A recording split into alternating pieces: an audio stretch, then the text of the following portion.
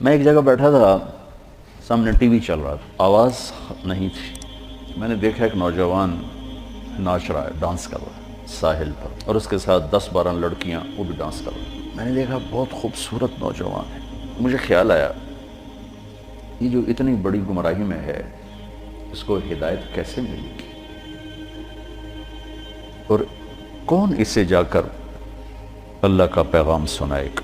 یہ وہیں بیٹھے بیٹھے ایک اس کی خوبصورتی اور جوانی پہ رحم آیا، ایک اس کے پلٹا کھانے کو میں نے بہت مشکل سمجھا۔ خیال آ کے گزر گیا، میں وہاں سے اٹھ گیا۔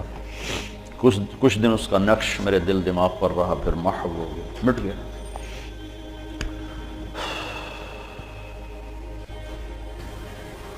کراچی کا اجتماع تھا ستمبر میں،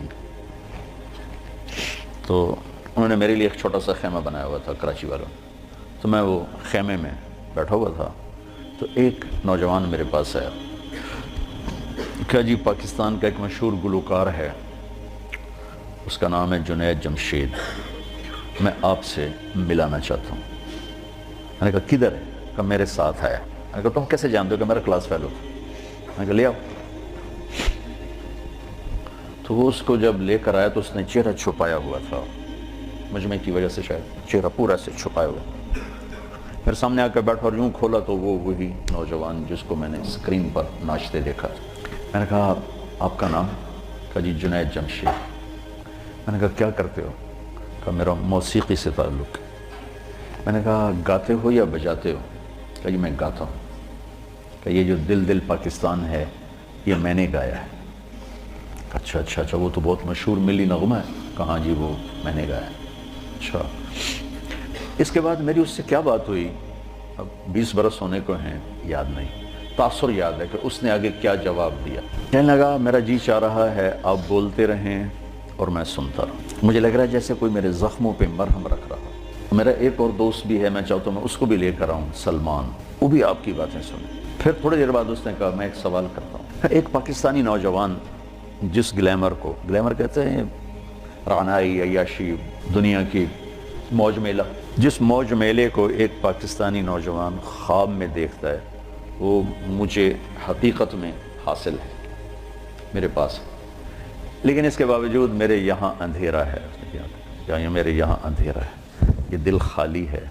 مجھے یوں لگتا ہے میں وہ کشتی ہوں جس کا کوئی ساحل نہیں، جس کا کوئی گھاٹ نہیں، بے منزل مسافر ہوں۔ اچھا، بے منزل مسافر ہوں، یہ ایسا کیوں ہے؟ میری تو ہر خواہش پوری۔ میں نے کہا اللہ تعالیٰ نے انسان کو 2 چیزوں سے بنایا ہے، ایک جسم ہے، ایک روح ہے، ان دونوں کی ضروریات الگ الگ ہیں۔ جس کی ضرورت پوری نہیں ہوگی وہ فریاد کرے۔ جسم کو روٹی چاہیے، پانی چاہیے، ضروریات زندگی چاہیے، ان میں سے جو چیز بھی اس کو نہیں ملے گی وہ فریاد کرے۔ روح نہ عورت کو جانتی ہے، نہ روٹی کو جانتی ہے، نہ پانی کو جانتی ہے، نہ موسیقی کو جانتی ہے۔ روح ایک اللہ کا امر ہے جو صرف اللہ کو جانتا ہے، اسے اللہ چاہیے، اسے اللہ کا رسول چاہیے۔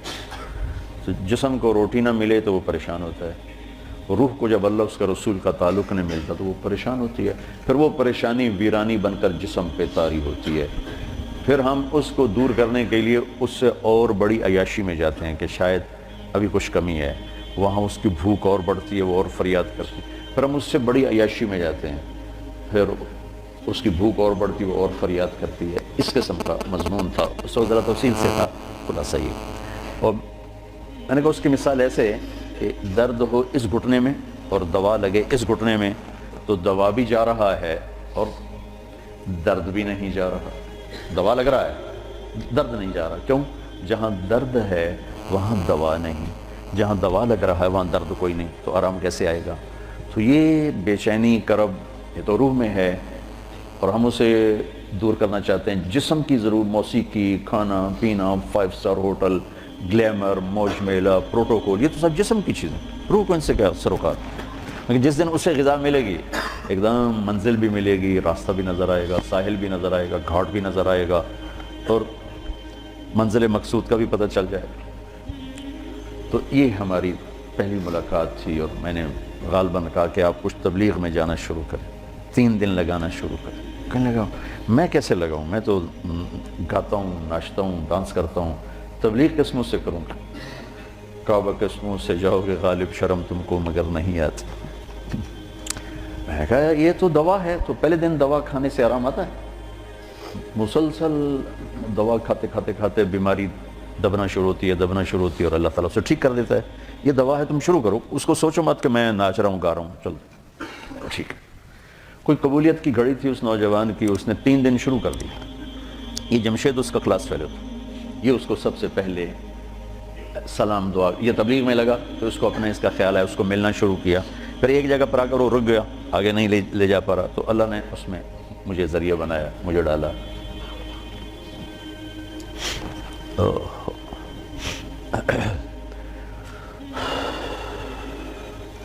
نومبر 1997 میں 4 مہینے کے لیے میری تشکیل ہو گئی امریکہ، مستورات کی جماعت، میں اور اہلیہ اور لاہور کی جماعت تھی۔ میں لاس اینجلس میں تھا، تو میں نے اسے فون کیا، تو اس زمانے میں یہ CLI پر نمبر نہیں آتا تھا، تو اور یہ اتنے موبائل فون یہاں اتنے تھے بھی نہیں، دوسرے فون تھے، تو میں نے اس کا فون نمبر لے لیا تھا، تو میں نے اسے لاس اینجلس سے فون کیا۔ کہنے لگا آپ کہاں سے بول رہے ہیں؟ میں نے کہا میں امریکہ میں ہوں، لاس اینجلس میں۔ کہنے لگا نہیں، میں نے کہا وہیں سے ہوں۔ کہا قسم اٹھائیں، قسم اٹھائیں۔ میں نے کہا چھوٹی سی بات پہ کیسے قسم اٹھاؤں؟ کہا نہیں یہ بہت بڑی بات ہے۔ میں نے کہا کیوں؟ اور میں ساری دنیا پھرتا ہوں، کبھی اپنی بیوی کو فون نہیں کیا، آپ مجھے فون کیسے کر رہے ہیں؟ میں نے کہا یار تم سے محبت ہو گئی تھی اس لیے فون کر رہا ہوں۔ بس اس ایک فون نے نا اس کے دل میں میری محبت ڈالی۔ میں جب یہ حج پہ جاتا ہوں میرا 60-70 ہزار روپیہ صرف فون کا بل ہوتا ہے، 3000 تقریباً ریال میرا ہر سفر میں 15-20 دن میں میرا فون کا ہوتا ہے کہ میں ایسے ہی فون کرتا رہتا ہوں۔ وہاں کا فون وہ ہزاروں بیانوں سے بڑھ کر ہوتا ہے۔ بیان تو چھوٹی سی چیز ہے، مولانا صاحب رحمۃ اللہ علیہ فرمایا کرتے تھے کہ تبلیغ میں بیان کا اتنا ہی حصہ ہے جتنا جسم میں زبان کا۔ 6 فٹ کے جسم میں 5 فٹ 10 انچ 8 انچ کے جسم میں 2 انچ کی زبان ہے، اتنا ہی تبلیغ میں زبان کا حصہ ہے، بول بیان کا۔ مطلب لوگوں کو دل لینے کے لیے پتہ نہیں کیا کیا جتن ہے، تو اس پر اتنا اثر ہوا اس بات کا کہ انہوں نے مجھے امریکہ سے فون کیا۔ تو پھر میں اسے پورے سفر میں فون ملاتا رہا، اب یہاں ہوں، اب یہاں ہوں، اب کیا حال ہے، اب کیا حال ہے۔ تو اللہ نے اس کے دل میں میری محبت ڈال دی۔ پھر وہ چلے کے لیے نکلا، پہلے اس نے چلے لگایا، 3 چلے نے چلے لگایا۔ رائمنڈ آیا، ملا، میں نے بڑا پروٹوکول دیا، بہت پیار محبت، ہنسا کھیڈا۔ تو کرتے کرتے کرتے کرتے اس نے 3 چلے لگا، 3 چلے کے لیے نکل پڑا۔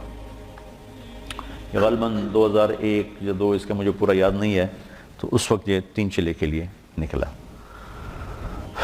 تو اس نے مجھے بالا کوٹ سے فون کیا کہ مولانا میں اس وقت بالا کوٹ کی ایک پرانی مسجد ہے، اس میں ہماری جماعت ہے، باہر فرش ٹوٹا ہوا ہے، اس پر ایک پھٹی ہوئی چٹائی ہے، اس پر میں لیٹا ہوا آپ کو فون کر رہا ہوں، اور جس سکون چین کو میں 5 اسٹار ہوٹلوں میں ڈھونڈتا تھا وہ مجھے یہاں اس ٹوٹی ہوئی مسجد اور پھٹی ہوئی چٹائی پہ مل چکا ہے۔ مجھے یوں لگ رہا ہے میں ہوا میں اڑ جاؤں گا، بعین ہی اس کے یہ الفاظ تھے۔ تو میں نے کیا جواب دیا یاد نہیں، لیکن غالباً میں نے یہی کہا کہ اب روح تک اس کی غذا پہنچ گئی تو موج ہو گئی۔ یہ اس نوجوان کا ابتدائی سفر تھا۔